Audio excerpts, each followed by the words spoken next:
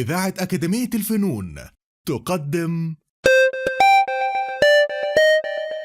طبق رايح جاي بين الجيران، طبق الأسرة والعيلة، طبق الغلابة، طبق الخير، طبق الخير.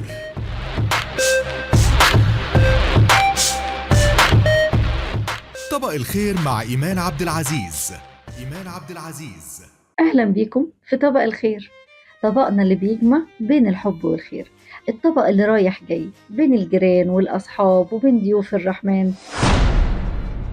وصفتنا النهاردة بقى كبار صغيرين بيعشقوها وبيموتوا فيها، وقررنا ان احنا نعمل كل حاجة في البيت بطريقة اقتصادية كمان. وتعالوا كده علشان نشتري الوجبة دي او نشتري البوكس اللي احنا عارفينه ده هندفع فيه رقم وقدره بعد الغلو والاسعار اللي احنا شايفينها دي. النهاردة هنعملها بقرمشة وطعم ولا اروع من كده. شكلها مستحيل تفرقوها ان هي مش جايبينها جاهزة. يلا بينا على الطريقة وعلى الخطوات، مش هتلاقوا اسهل من كده. معانا كده في طبق 4 أكياس مرقة فورية من بتاعة الفراخ الفورية الجاهزة. ممكن طبعا نحط المكعبات، وهنحط برضو 4 مكعبات.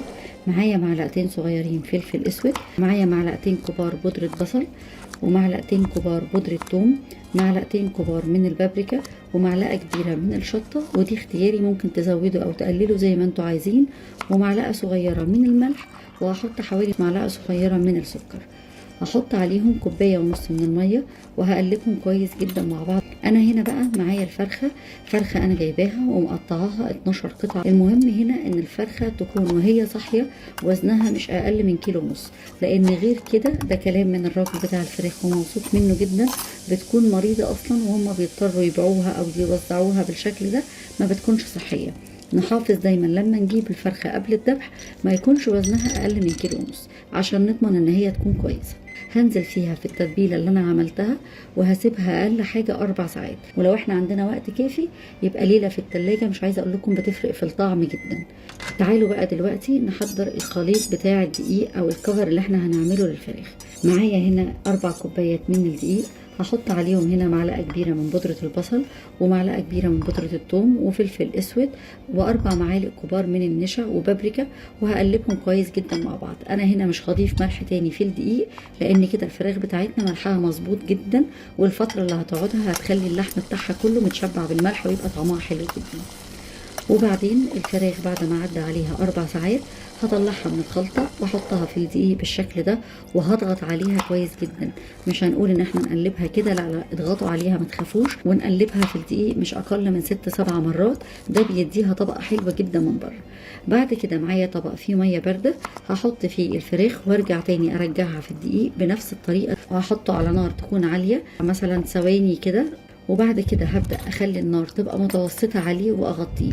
التغطية هنا بتخلي اللون بتاعها يفضل ذهبي وجميل جدا، وبعدين بتخلي اللحم من جوه كمان مستوي وبيبقى طعمه حلو قوي. عدى عليها تقريبا حوالي 6 دقايق، هبدأ أقلبها على الناحية التانية، هغطي عليها واسيبها كمان 6 دقايق. هبدأ أطلعها، وزي ما احنا عارفين كده بكون محضرة شبكة وتحتيها صينية أو صاج، وابدأ أحط عليها الفراخ علشان تفضل مقرمشة معانا لحد ما نخلص الكمية بتاعتنا كلها. الفراخ مش مستوية، دايبة، واللحمة أبيض وجميل، ومن بره التتبيلة متشربة لحد جوه، طعمها حلو قوي. مقدمة معاها بقى العيش الكايزر اللي بيجيلنا. وبكده نكون خلصنا طبق الخير النهاردة. أتمنى تجربوا الوصفة بتاعتي. كانت معاكم إيمان عبد العزيز من طبق الخير. طبق الخير. طبق الخير. إيمان عبد العزيز. إيمان عبد العزيز.